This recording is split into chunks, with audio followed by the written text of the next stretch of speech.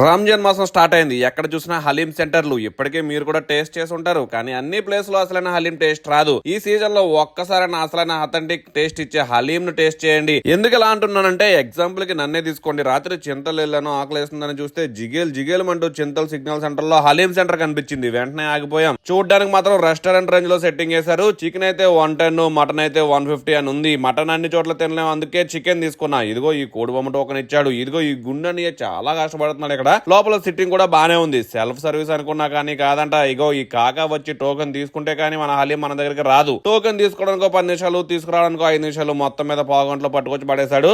ఆకలితో ఉన్న నేను ఏం ఆలోచించకుండా అలా కలిపి నోట్లో పడేసా. టేస్ట్ తెలియలేదు. ఇంకో స్పూన్ పెట్టుకుంటే గానీ యావరేజ్ గా ఉందని. గోధుమ పిండి ఎక్కువ పడినట్టుంది, అసలు హలీం టేస్టే రాలేదు. కానీ ఇక్కడ సూప్ మాత్రం ఒక్కసారి వేసి వదిలేకుండా ఇలా ఇంకో బౌల్ వేసి ఇస్తున్నారు. మొత్తం మీద టేస్ట్ అయితే యావరేజ్. అందుకే అన్ని చోట్ల అసలైన హలీం టేస్ట్ దొరకదనేది